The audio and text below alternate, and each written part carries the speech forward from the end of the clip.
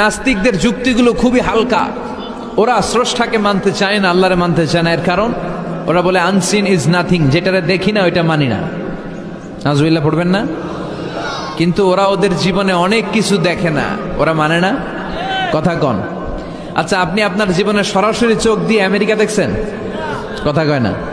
তা আমেরিকা যা আছে মানেন না?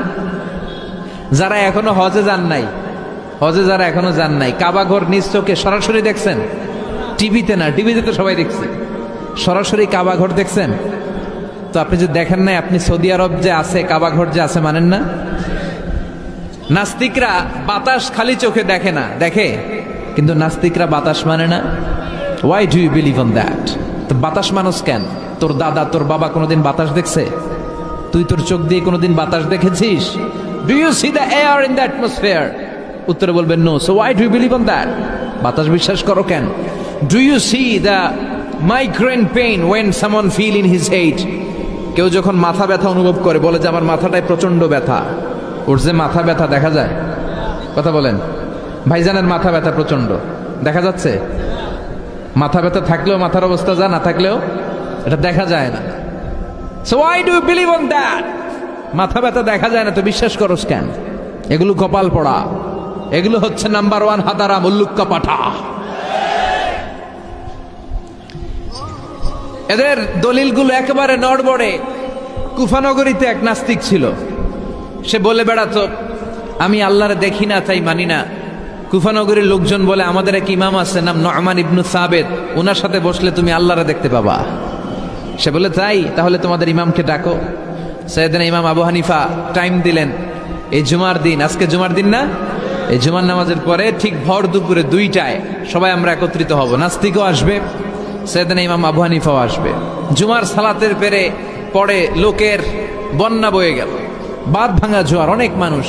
নাস্তিক এসেছে, লক্ষ লক্ষ লোক এসেছে, আসে নাই ইমাম আবু হানিফা। আসে না, আধা ঘন্টা, 1 ঘন্টা, 2 ঘন্টা পরে আসছে। নাস্তিক বলে এই তোমাদের ইমাম, যার কোনো সময়ের জ্ঞানই নাই, এর সাথে কিসের তর্ক? সাইয়েদনা ইমাম আবু হানিফা বলে ইনদি উযর, আমার ওজর আছে। কি ওজর? সাইয়েদনা ইমাম আবু হানিফা বলেন আমি ঘর থেকে বের হয়ে আসার পথে একটা নদী পার হয়ে আসতে হয়। আজকে এসে দেখি নদীর মধ্যে কোনো মানুষ টানুষ নাই, নৌকা নাই, মাঝি নাই, কিচ্ছু নাই। তো হঠাৎ দেখলাম পাশে বিশাল বড় একটা গাছ। এই গাছটা এমনি এমনি 2 ভাগ হয়ে গেল। হঠাৎ গাছ থেকে এমনি এমনি লম্বা তক্তা হয়ে গেল, এমনি এমনি তক্তাগুলো জোড়া লেগে নৌকা হয়ে গেল। আর নৌকা আমার সামনে আসলো, মাঝি ছাড়া, লগি বৈঠা ছাড়া। আমি নৌকায় যেয়ে বসলাম, নৌকাটা আমার নিয়ে টান দিয়ে সাঁ করে ওপার নিয়ে গেল।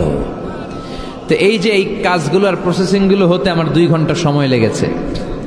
নাস্তিক কয় তগ ইমাম গাঞ্জা খাইছে, মাথার তার ছিঁড়া গেছে। নাহলে কোনো সুস্থ মানুষ এই কথা বলতে পারে? এমনি এমনি নাকি গাছ ভেঙে তক্তা হয়, এমনি এমনি নাকি তক্তা লেগে নৌকা হয়, এমনি এমনি নাকি মাঝি ছাড়া নৌকা চলে? সাইয়েদনা ইমাম আবু হানিফা বললেন এই তো আপনি লাইনে চলে আসছেন, আপনারে বুঝানো এখন আমার খুব সহজ হবে। এমনি এমনি গাছ কাটে না করাত ছাড়া, এমনি এমনি তক্তা জোড়া লাগে না, নৌকা হয় না মিস্ত্রি ছাড়া, এমনি এমনি নৌকা চড়ে না মাঝি ছাড়া। তাহলে এত বিশাল বড় আকাশটা কেমন করে এমনি এমনি হলো? জমিনটা কেমন করে এমনি এমনি হলো? সাগর, মহাসাগর, পাহাড়, মরুভূমি কেমন করে এমনি এমনি হলো? এগুলোর একজন স্রষ্টা আছে না নাই? নাস্তিক কয় তাই তো, আসলেই তো আমি হাদারাম, আসলেই তো আমি উল্লুক্কা পাঠা। এইভাবে তো আমি কখনো ভেবে দেখি নাই, এইভাবে তো কখনো চিন্তা করি নাই। ও ইমাম, তুমি আমার ঘুমন্ত বিবেককে জাগিয়ে দিয়েছ, তুমি আমার চোখের সামনের পর্দাটা উঠিয়ে দিয়েছ, তুমি আমার দৃষ্টিভঙ্গিকে পরিবর্তন করে দিয়েছ। ও ইমাম, তুমি আমার চোখ খুলেছ, তুমি আমাকে হক চিনতে সাহায্য করেছ। আর দেরি করতে চাই না, আমারে পড়িয়ে দাও লা ইলাহা ইল্লাল্লাহু মুহাম্মাদুর রাসূলুল্লাহ। কালিমা পড়ে মুসলমান হয়ে গেছে। আল্লাহু আকবার পড়েন। এমনি নাস্তিকদের জন্য এই সূরার ভেতরে আল্লাহ তাআলা অনেক দিগদর্শন রেখেছেন, জীবন দর্শন রেখেছেন। আল্লাহ বুঝাতে চান যে গোলাম, আমারে চেনার জন্য, আমারে দেখার জন্য তোর ডক্টরেট ডিগ্রি লাগবে না, তোর ব্যাচেলর ডিগ্রি, মাস্টার্স ডিগ্রি লাগবে না। তুই আমার সৃষ্টির দিকে একটু নজর করে তাকা, একটু ঠান্ডা মাথায় চিন্তা করে দেখ, একটু সাগরের দিকে তাকা, একটু নদীর দিকে তাকা, একটু পাহাড়ের দিকে তাকা, তাকালেই তুই বুঝবি সামওয়ান ইজ কন্ট্রোলিং এভরিথিং। একজন এমডি আছে, ম্যানেজিং ডাইরেক্টর, মহা ব্যবস্থাপক, যিনি গোটা বিশ্বের সব ব্যবস্থাপনার আঞ্জাম দিচ্ছেন। চিল্লায় বলেন ঠিক কিনা? আল্লাহ বলে তুই সাগরের দিকে তাকা, পাহাড়ের দিকে তাকা, নদীর দিকে তাকা। সাগরের দিকে তাকালে আমি আল্লাহরে খুঁজে পাবি। ঝর্ণার দিকে তাকা, ঝর্ণার মধ্যে আল্লাহর নিদর্শন আছে না নাই?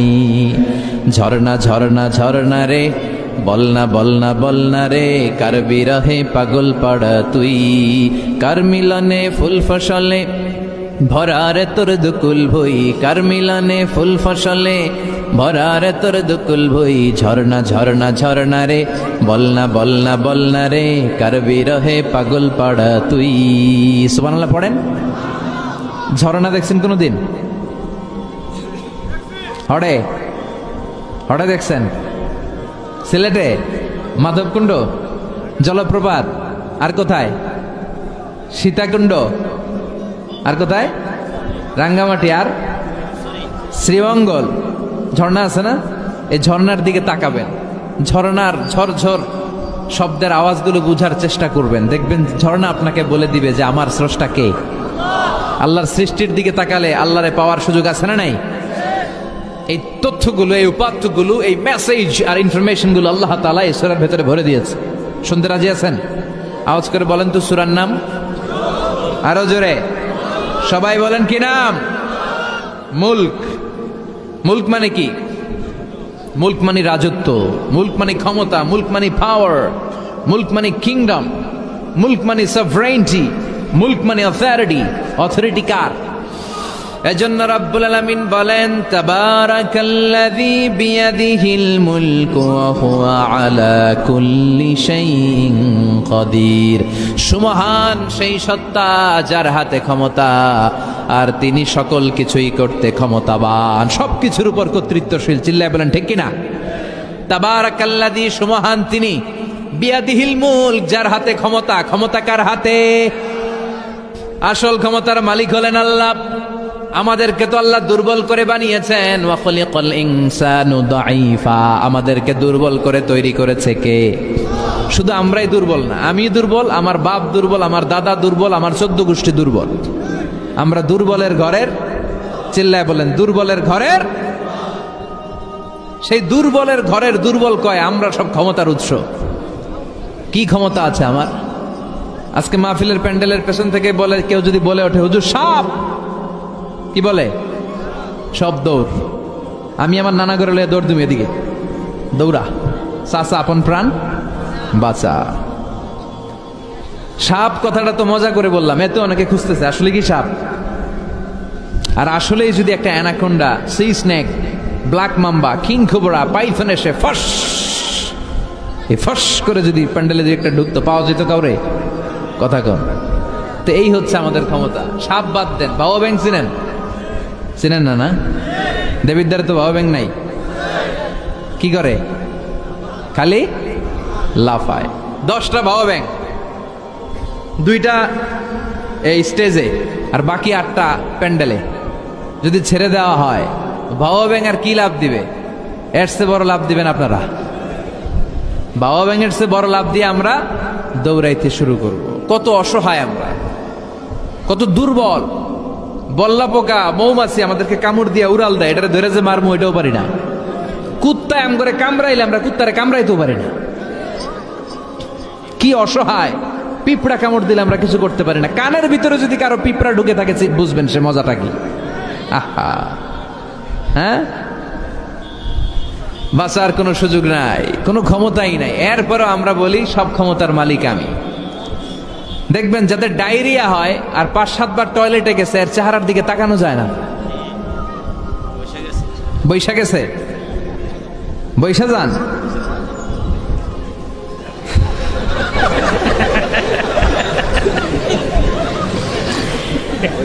তো এই হইল আমাদের অবস্থা। 5-6 বার টয়লেটে গেলে আর ওর দইরা দাঁড় করানো যায় না। কাই মরে যাইও, আরে সবাই মাফ করে দেন, আই আর হাইতেন না, আমি পারবো না, আমার মাফ করে দেন। পারবি না কেন? তুই না ক্ষমতার উৎস। কথা কন। আসলে আমাদের কোনো ক্ষমতা নাই, আমরা দুর্বল। আসল ক্ষমতার মালিক একজন, চিল্লায় বলতে হবে তিনি কে। আমরা যে কত দুর্বল। ন্যাচারাল ক্যালামিটি অর ডিজাস্টার যখন হয়, প্রাকৃতিক দুর্যোগ, তখন নিজের অবস্থা খেয়াল করবেন। বন্যার সময় মানুষের কি অবস্থা হয়, ঠিক কিনা? ভূমিকম্পের সময় কি অবস্থাটা হয় আমাদের? রাত 3টার দিকে যদি ভূমিকম্প হয়, দৌড়, লুঙ্গি পইরা দৌড়, লুঙ্গি ছাড়াও দৌড়, আগে যান বাঁচাও। পাগল হয়ে যায়। বাচ্চাটারে কোলে নিয়ে দৌড়াবো, না স্ত্রীকে ঘুম থেকে জাগাবো, না ভাড়াটিয়াদেরকে উঠাবো, না নিজেই ছাদের উপর থেকে লাফ দেব? ত্রাস, ভয়, ভূমিকম্প, সবাই দৌড়। দেখবেন ভূমিকম্প হইলে বাড়িওয়ালাও দৌড়, ভাড়াটিয়াও দৌড়। নাকি ভাড়াটিয়ারা দৌড়ায়, বাড়িওয়ালারা দৌড়ায় না? কথা কন। ডোনাল্ড ট্রাম্প যে বিল্ডিং এ থাকে, ওইটাতে ভূমিকম্প হইলে ডোনাল্ড ট্রাম্প তো দৌড়াবে না? না, ডোনাল্ড ট্রাম্পও দৌড়াবে।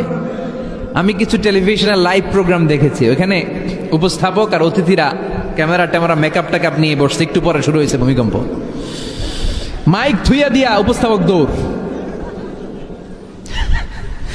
তো যেহেতু মেকআপ টেকআপ একেবারে ক্যামেরা ট্যামেরা সব সেটিং, অতিথিরা ওঠে না। একটু পরে আবার নাড়াচাড়া, এবার অতিথিও দৌড়।